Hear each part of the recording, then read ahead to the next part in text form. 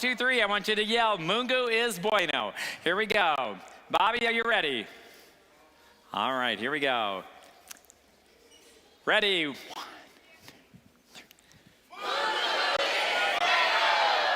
That's right, that's right. Well, congratulations and welcome once again to all those that are joining us online. We just had an awesome time with tacos and trivia here in person. We wish you could have been here. We still have tacos, so if you want to run over here very quickly, if you live close by, we'll save you some. All right? Let's see. We're very, very glad to have all the people joining us online, and we're thanks to all those that are here supporting Emma in her journey to listen to God's call to move to Mwanza, Tanzania. This has been a very big step in her life, as you all well know, and you've heard of this story. Tonight we're going to hear from Emma. We're going to take some Q&A, and then we're also going to hear from 1221 Global CEO Yusuf Emmanuel, and then we're going to close in prayer. So it's going to be a pretty fast evening, but once again, we're just so thankful that each and every one of you are here to join with us today. At this time, I would like for you to help me welcome to the stage my one and only oldest daughter, Emma Patterson.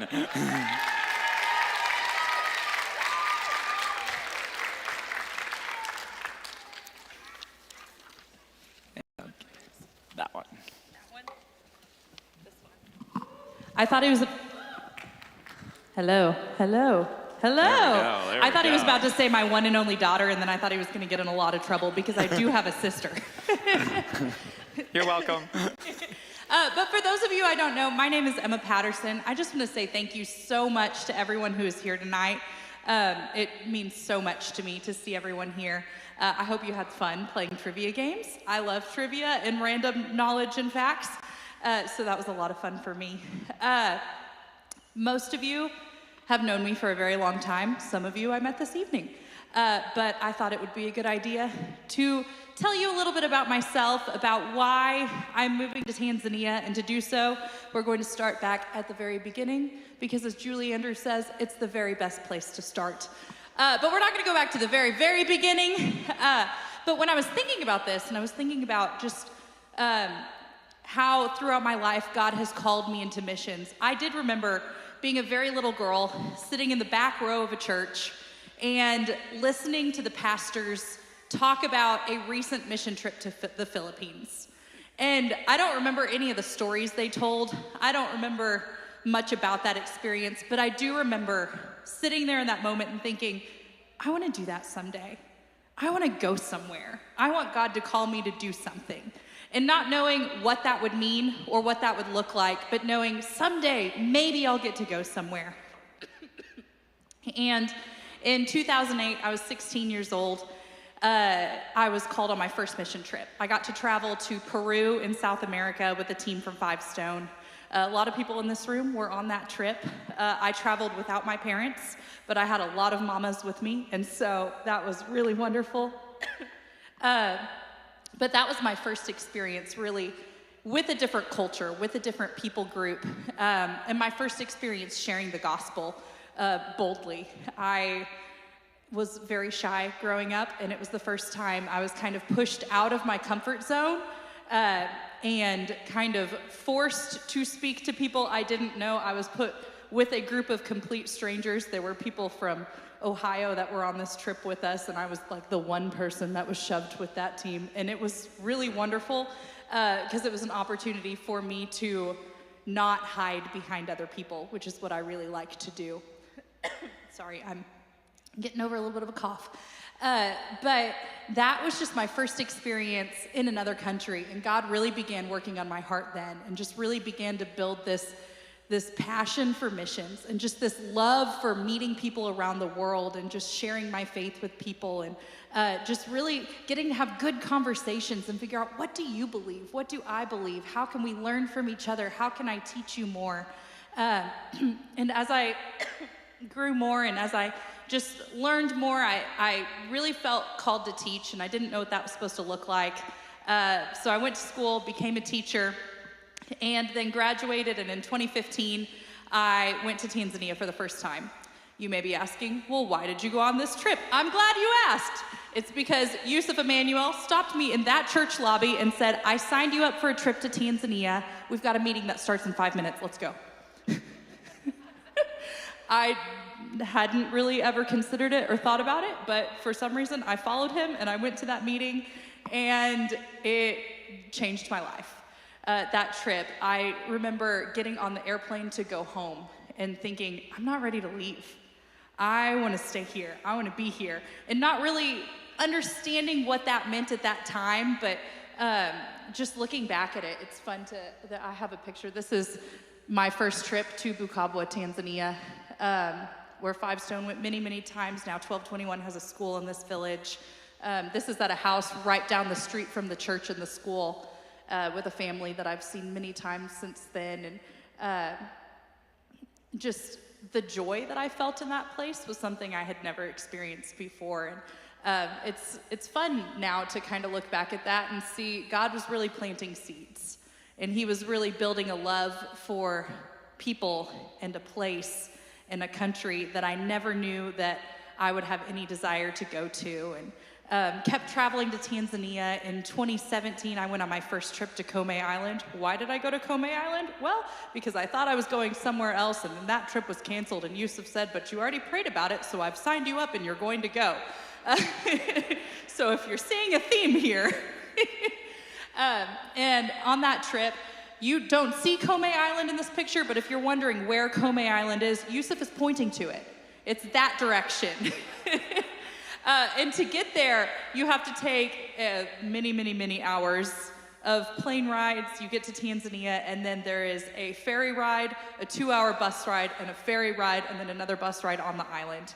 And when I went there for the first time, it was also my first time camping. I had never camped in my life. Betsy and I decided, let's go big or go home. Let's camp for the first time on an island in Africa. Where there is no running water. That is not our tent, but it looked kind of like that one, and I thought that was a cool picture.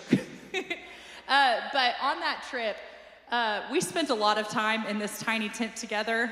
If you really want to bond with your sister, camp in Africa. It's an experience. But in this tent, I had been teaching for several years, and I was just in a season of trying to figure out, where am I supposed to be? What am I supposed to be doing? What does God want for my life? And God used that little tent on Kome Island just to kind of be a little sanctuary, a place where I could pray, a place where I could just begin to figure out, where am I supposed to be? What am I supposed to be doing? And I remember one night very clearly feeling him tell me that you don't have to have a classroom to be a teacher. And I had kind of built my identity around, this is what I'm supposed to be doing. This is where I'm supposed to be. And just felt very clearly called in a different direction, and had realized for years and years, he had been giving me these little pieces of love for Tanzania, and just this desire to be there, this desire to be working there. And I had kind of put it in a box of, well, I'll do that in the summers. I'll go there for 2 weeks every once in a while.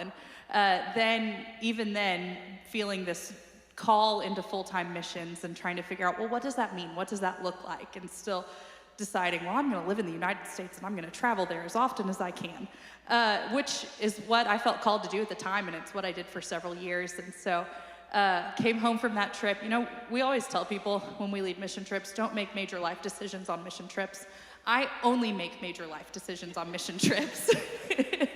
But came home from that trip really feeling called into full-time missions, and so started to figure out what that was going to look like. Went back to school, went to seminary, and started working for a ministry. And then Yusuf started 1221, and just opened the doors there for me to be a part of that, and me to continue working in Tanzania.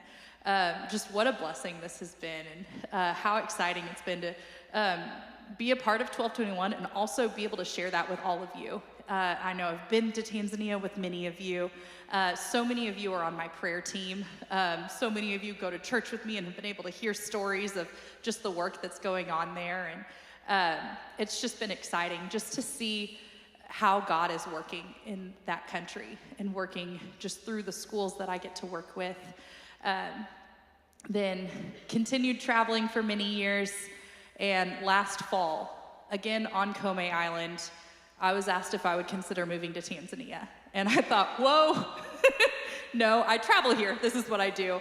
But took time to really think about it and pray about it and realized I'm putting my limitations on what I want to do and not actually praying about what does God want me to do. And so took time to really just kind of lay that before him and say, where do you want me? What do you want me to do?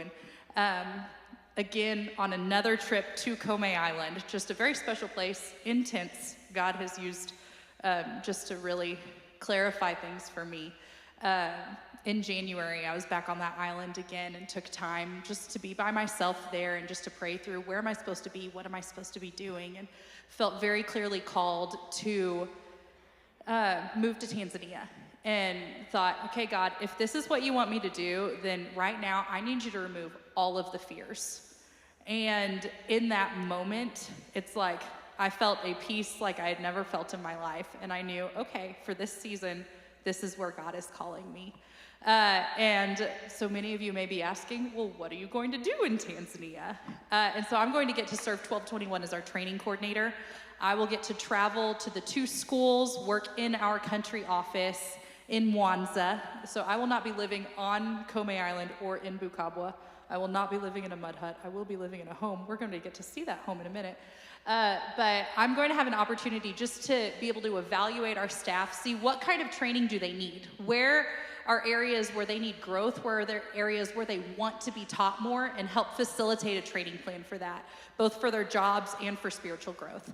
And so I'll get to work with different people in Tanzania as well as different people in the United States who will help facilitate these trainings throughout the year. I'll work very closely with our country director to put together this plan, and I'm so excited to get to do this with them. That is where I am at my happiest, is when I get to just learn with other people and then teach other people what I have learned as well. And so I'm so excited to be able to do that full time. With that will come learning Swahili, which will be crazy. And so once I move, one of my first tasks will be going to school and learning a new language. And learning English was hard enough for me. And so this is going to be exciting. Like I mentioned, I will be living in the city of Mwanza. And during the 7 weeks that I was in Tanzania this summer, I had an opportunity to house hunt. That was exciting. In House Hunters International Tanzania edition, I saw 11 houses. These are some of my top 3 contenders. Actually, these are just some that are fun to talk about. One of them is just a weird house. And I wish I had pictures of the inside of these houses for you guys, but I got to work with a realtor, work with friends, and also work with Facebook because Zillow does not exist in Tanzania. Renters.com is not a thing. It's all word of mouth. And so you post something on Facebook and then 1 million people send you pictures or videos that they took of their neighbor's house that might be for rent. So it was an adventure, but I did get to work with a realtor. The first week I house hunted with Holly, a friend that I'll get to work with every day in the office, as well as a realtor. And then after our first mission trip, I got to do it again with Yusuf and our friend Tammy, who was participating on both of our trips. And it was an experience. It was really fun to tell people, oh, my budget's like 5 million T-shillings, which is not that much. But when you watch House Hunters International, they always have these extravagant budgets. And so it was fun to pretend like I had that one. House number 1 here was the very first house I ever saw. It had probably 15-foot ceilings, which felt a little excessive.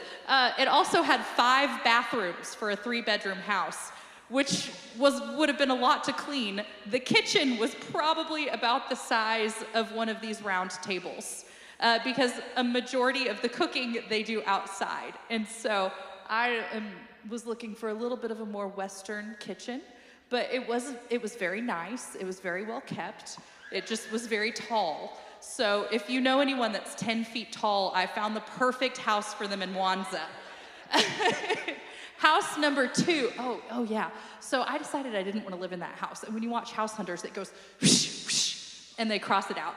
House number 2, I'm going to come back to. But house number 3 we walked onto this property, and it was probably a gated area about as big as this room, with a house right in the middle of it, and then just like an empty field. And the way things were structured, it almost looked like the house was in the middle of like a racetrack. I don't know why they would have had a racetrack around a house. That's just kind of what I imagined. It was probably something that they would eventually turn into farmland, but I think people wanted me to learn how to drive on that property, and so they had set up a racetrack for me to learn how to drive on the wrong side of the road, on the other side of the car. But you walk into this house, and the front room was round, and then you turn the corner and you get to the first bedroom, and the first bedroom had 9 walls. And why there were 9 walls, I don't know. So we spent a long time trying to figure out, how would you put furniture? Where would you put furniture? It was very interesting. But my favorite part of this house was the staircase, because you climb the staircase and there's a door, and you open the door and it goes nowhere. And so that house, while it was very interesting, was not my favorite, and I decided to and then I got to house number 2. And house number 2 I actually visited by mistake. I had reached out to a realtor who had, not a realtor, a landlord who, or I thought I was reaching out to a landlord who had sent me a video of a house, and I wanted to see that house really badly. Contacted the wrong number. We get to the house, and I'm like, I remember we were about to like turn into the house, and I remember saying to Yusuf, I don't think we're going to the house, I think we're going to. And it ended up to be the best mistake, because we walked into that house, and you open the gate, and all you see is this glowing lime green through the gate, which is amazing. And ironically, a friend reminded me that before this trip, I guess we were looking at pictures of houses, because all of their houses for rent are posted on Instagram. And so if you ever want to house hunt in Tanzania, you can do that on Instagram. It's a lot of fun. I'll show you where to find it. But I guess we were flipping through houses together, and we saw a lime green house, and I told her, I will never, ever live in a lime green house. What I have learned is never say never, because house number 2 is where I will be living. I remember walking in. I remember walking through the front door and immediately feeling at home. And we got to meet with the landlord, who thankfully speaks English, which I think is a big factor to me feeling at home. And she walked us through the house, and she was just so kind and welcoming, and I knew I want to live in a property that she owns. And just immediately welcomed us. We looked around, we saw things that could be fixed, and she just was so accommodating to that, and just made me really excited. And so I will be living in a lime green house in Mwanza. There are guest rooms. If you ever find yourself in Tanzania, you're welcome to come visit. But I'm so excited to be there and to get started working. There is an office in Mwanza that I'll work out of every day with 4 or 5 bunch of people. And it's going to be a big change, but it's going to be a good one. And so I just want to thank you guys so much for being a part of this, and for joining us this evening, and for hopefully joining me as I continue to figure stuff out in Tanzania. I do have I don't know if it was ever mentioned, but I do send out a newsletter every month, and if you're not on my newsletter list, there are little cards on the table where you can leave me your email address, and I would love to have you be a part of that with me. Thank you. All right. Thank you, Emma. Thank you. All right, this is the time that's going to be fun for me, and it's probably a time that Emma herself is dreading, but we're going to be doing some Q&A, many of the questions that you all have given to us from out here. So first question is, what are you most excited about for your upcoming move?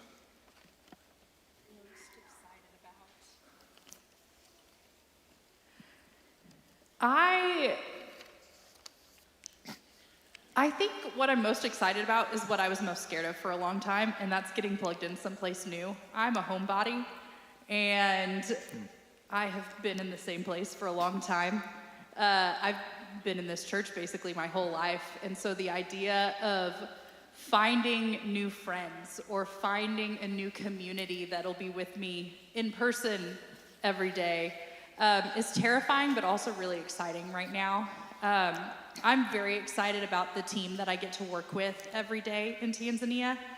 I currently don't have a team in the office every single day with me, and so I'm excited just to have people around me that I get to work with. I think Yusuf is afraid that we're gonna have too much fun and not get any work done, but they are a very fun group of people, and I'm excited just to get to experience that. I've experienced it like 2 days at a time or a week at a time, and so now I'm excited to see what that's gonna look like day to day.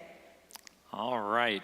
This is an easy one. How hot does it get in Wanza? It doesn't. Well, it does, but not Texas hot.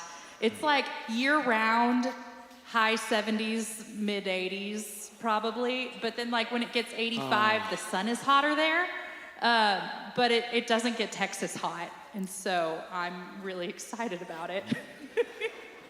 All right. What Tanzanian dish are you going to try to learn how to cook? Samosas. Oh, yes. Samosas. Samosas, if you don't know, they're just dough in a triangle and you put meat inside of it. We have different ways of eating samosas, but Yusuf's mother is a cook and she makes the best. So if she can learn from the best, that would be awesome. Okay, this is a tough one. What's your favorite attribute of God and why?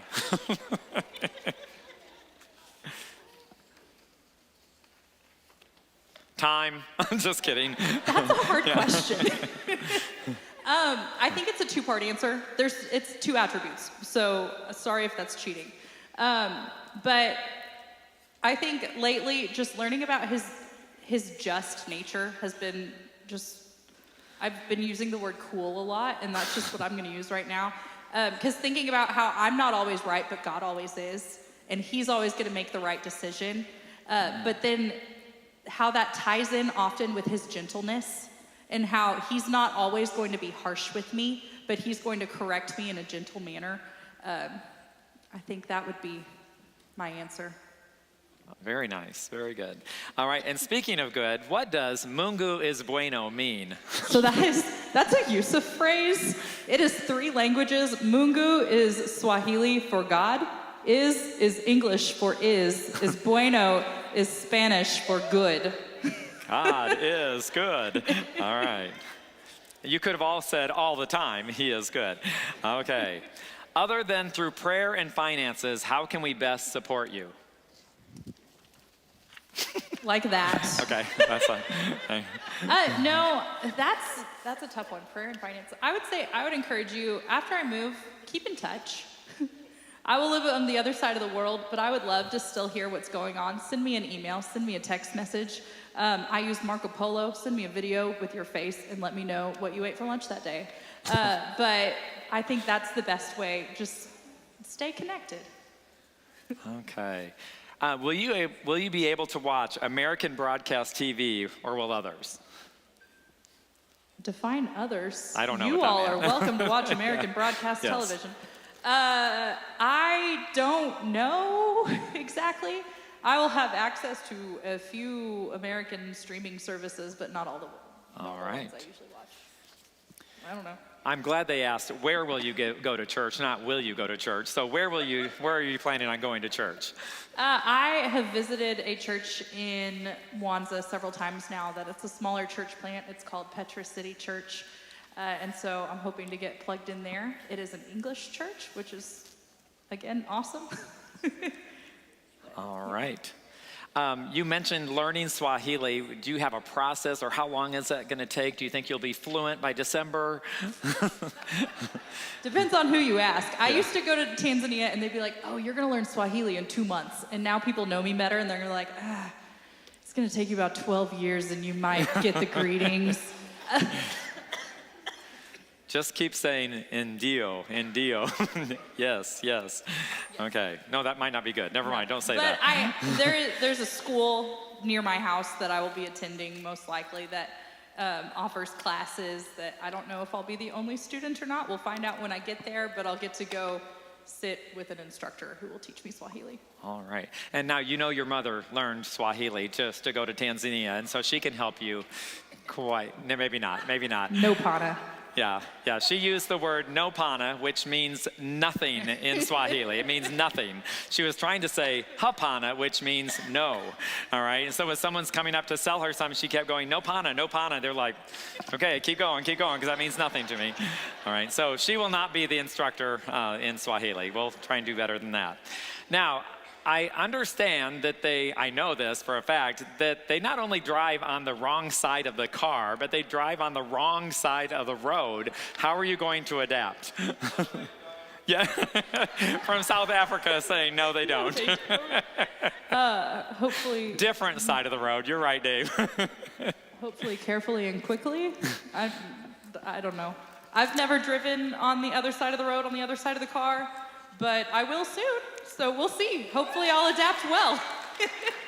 Well, I just had a flashback of me training and teaching her how to drive here on the right side and both of us ending up in screaming match or tears. So I was thinking maybe I should do that when we go in September, as I'll just go ahead and get her in the car and she can get it all out and do all that. So, all right, this is the final question for the evening, and then we'll be bringing up Yusuf in just a moment. What will a day in the life of Emma look like in Tanzania if you just had to look at your crystal ball right now? That's an excellent question that I think is still a work in progress. So it'll look similar to here. I'll wake up, I'll drink coffee, I'll go to work. But beyond that, I think there's going to be a lot of learning about what it looks like to live in a new country, what it looks like to live in a different culture, that I'm excited to learn. And when I learn, I'll share more.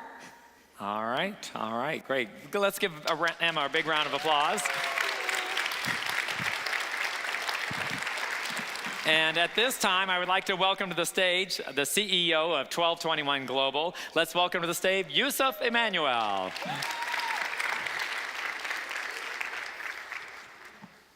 Asante. Can you hear me? Okay, there you go. Asante, Bill. Mungu is bueno, indeed. So thankful to be here tonight and celebrate. This is the day that the Lord has made. We are going to rejoice and be glad in it. I have two things that I want to accomplish here tonight. The first one is, as the leader of 1221, to share in a few minutes what it means for Emma to move to Tanzania and the impact of her work in our ministry. And the second one is really a message that... So sorry. I kept thinking like, okay, what? Beginner.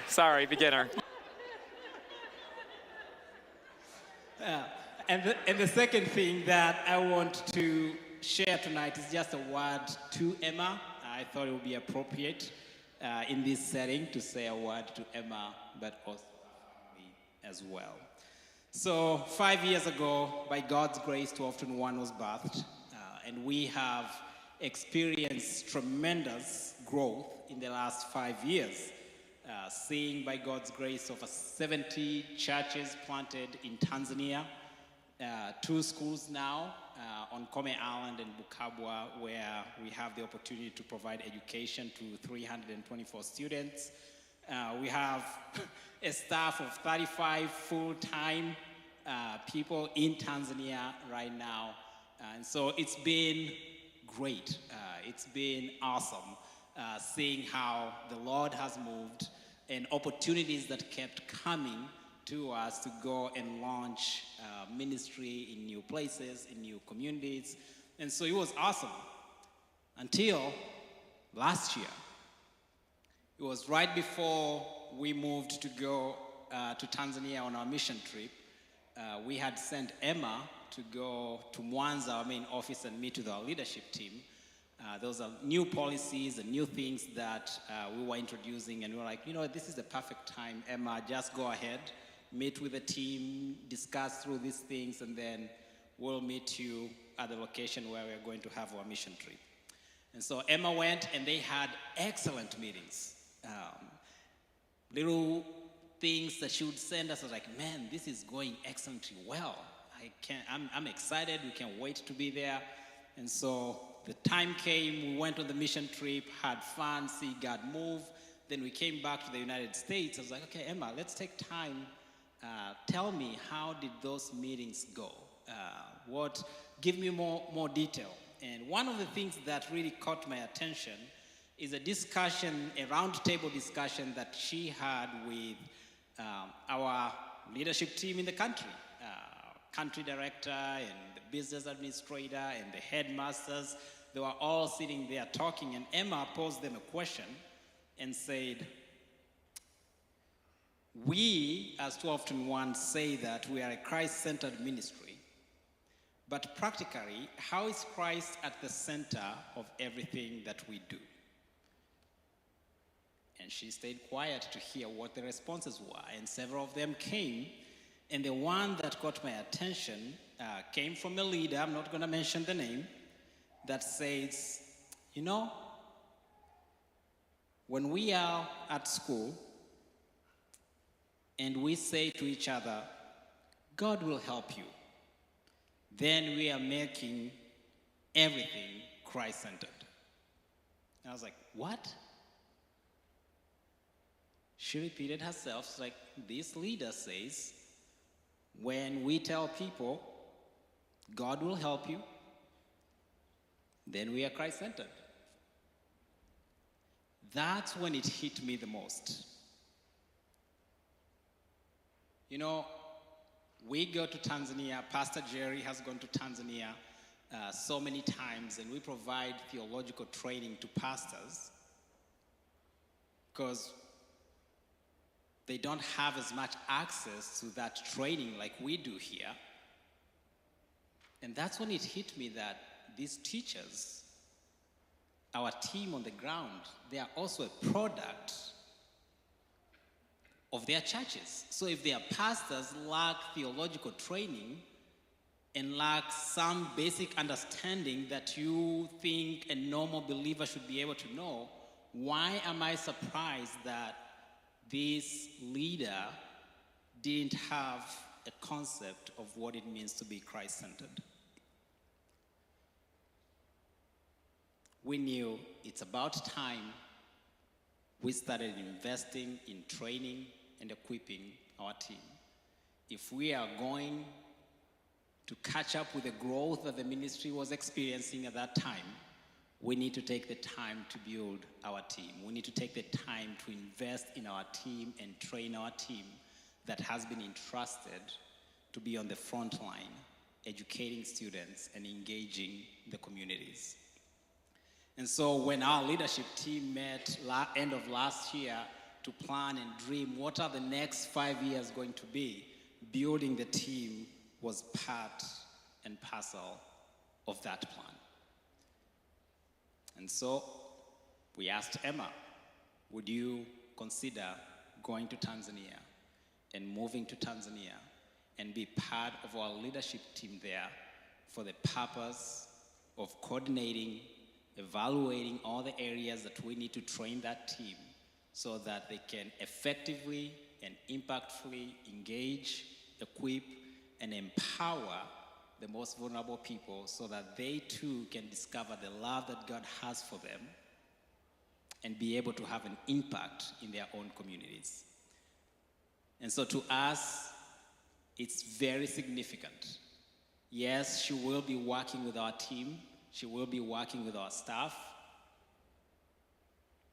But I look at the lives that these staff touch on a daily basis, the impact that they have on those children, the community members in Bukabwa and Kome Island, pastors that we get to engage with. It's extremely important that they are trained and equipped. So Emma, thank you so much for willing to go and live in Tanzania and serve that team. Which leads me to a word for you. You know, 10 years ago, I packed my belongings and moved to a foreign country. Now, the difference is the country that I moved was filled, or is still filled, with Chick-fil-A and Whataburger. The land that you are moving to is filled with rice and beans and beans and rice and rice and beans. But I know the fear of starting afresh. I've experienced that. It's overwhelming. 10 years later, there's things that I still struggle with adjusting to a new culture. But God has been faithful every step of the way. This move for you will not be easy. Yes, there will be so many nights filled with tears. However, your sacrifice will impact generations in Tanzania and beyond. Therefore, as Paul would write in 1 Corinthians 15:58, stand firm. Let nothing move you.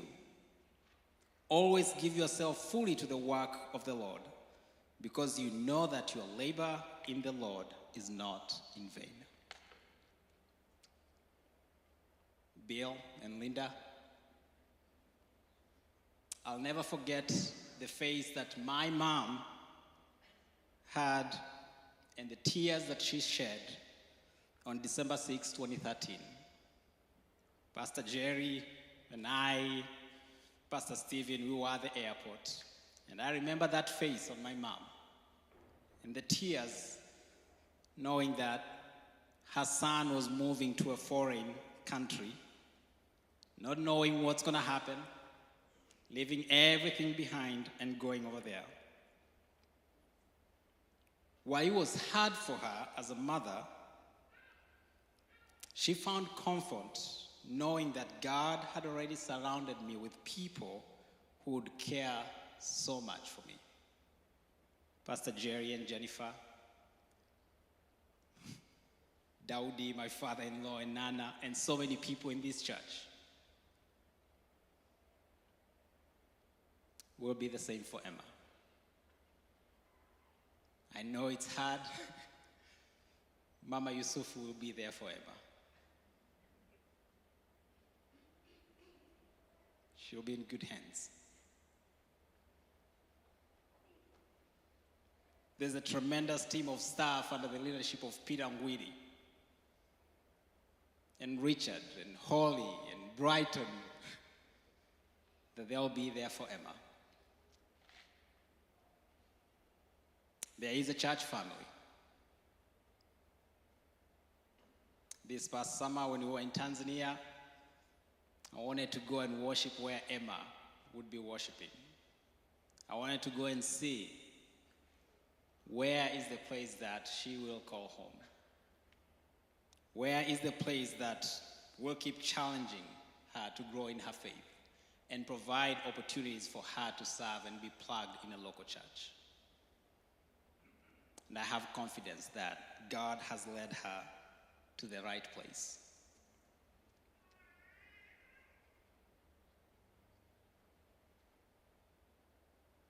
Yes, it will be hard. But there are people there that will be there for Emma. But most important, God is with her always.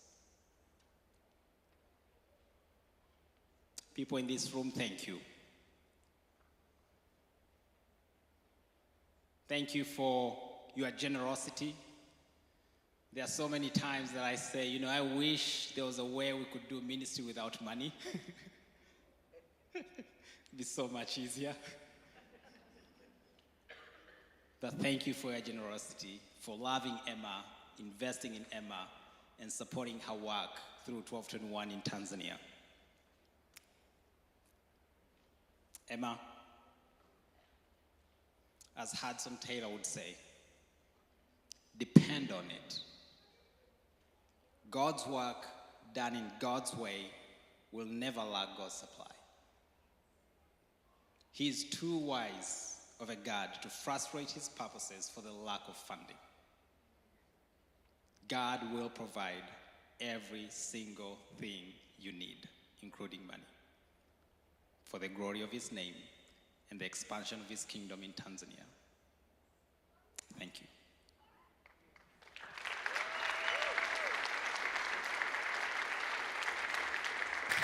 I don't need this. Thank you. I shouldn't have to be told.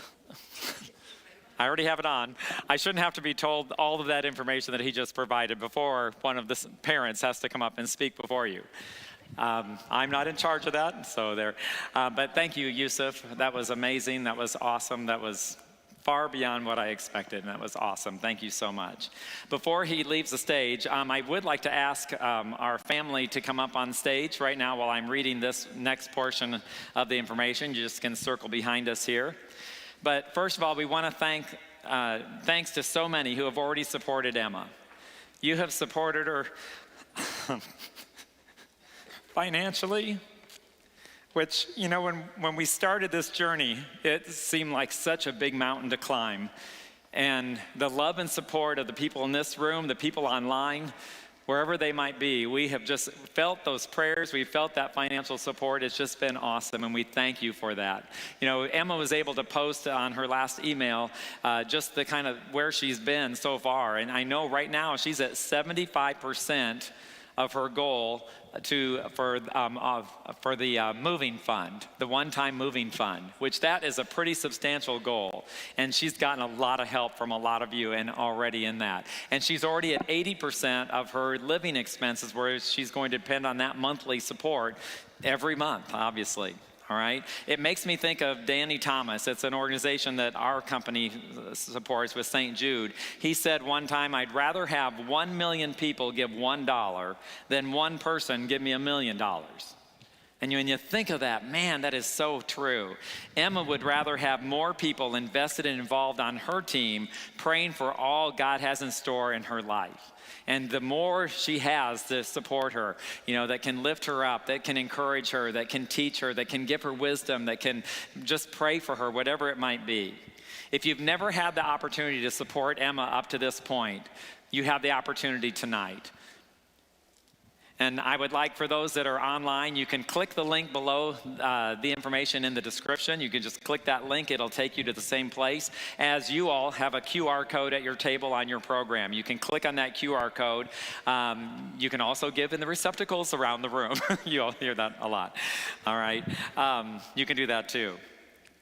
But when you get to that link, it's going to give you two opportunities. You can give a one-time gift to help her with her moving support there, or you can decide, yep, I want to take the plunge there and I want to support her on a monthly basis. And you can give as little or as much as you can. It doesn't matter. And any gift, there's no gift too small. So I would encourage you to do that if that's something that you feel led to do tonight. It is difficult as a family, saying goodbye. But we're just saying, you know, today, you know, it's not like when we first even started going to Tanzania, where we really didn't have connection there. We didn't have, you know, social media and texting and all that. And now we have FaceTime out on the island. We have texting here. We can communicate all the time. And that has been such a blessing. But God has been overseeing this entire process. And a lot of you have said, Bill and Linda, how are you doing? We're doing great because of the same things that Yusuf mentioned. And we got to spend some time with Mama Yusuf when we were both in Tanzania this summer. And it is hard to let your loved one go far away. But to know that she's in the hands of God the entire time, that He's leading her every step of the way. He's going to be supporting her and loving her just as much as He did here, but He's going to be doing it over there, and He's going to be building a support team just like He has over here for her. We're just looking forward to all the great things that God is going to be doing in her life. So we're really looking forward to that. Plus, it'll be a free place to stay when we go to Tanzania. So we're not going to lie, okay? All right, there's plenty of bedrooms, so come on, we can all go as a group. It'll be lots of fun. So before we close tonight, I've asked Yusuf just to pray over Emma and this one more time. And then before you leave tonight, when we finish the prayer, just make sure you take your magnet.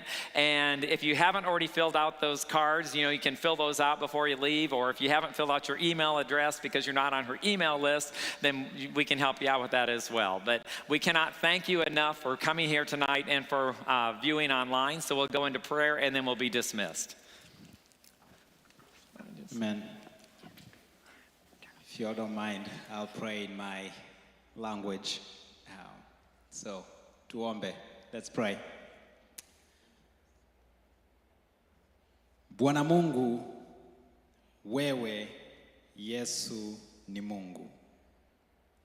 Asante kwa ajili ya wema wako na fadhili zako na ukuu wako. Asante kwa siku hii ya leo. Asante kwa muda huu na kwa saa hii. Neno lako linasema mbingu za mbingu hazikutoshi, lakini umeamua kuyaweka makazi yako ndani ya mioyo yetu. Hivyo tunalibariki na kulitukuza jina lako. Asante kwa ajili ya Emma. Wewe ndiye uliyemuita tangu akiwa tumboni mwa mama yake. Tunalitukuza na kulibariki jina lako kwa ajili yake. Asante kwa ajili ya siku hii ya leo. Asante kwa ajili ya nafasi hii ambayo unaenda kumtumia kule Tanzania. Tunaomba Bwana umfunike kwa roho wako. Tunaomba Bwana umfunike kwa mafuta yako. Tunaomba umfunike na kumlinda na kumtunza na kuweza kukutana na kila hitaji analolihitaji. Sio kwa ajili yake Bwana, bali kwa ajili ya jina lako na kwa ajili ya utukufu wa jina lako. Maana ni wewe uwezaye kutenda zaidi ya yale tuyawazayo au tuyafikiriayo kwa ajili ya utukufu wa jina lako. Uhimidiwe na utukuzwe tangu sasa na milele, in the name of Jesus. Amen.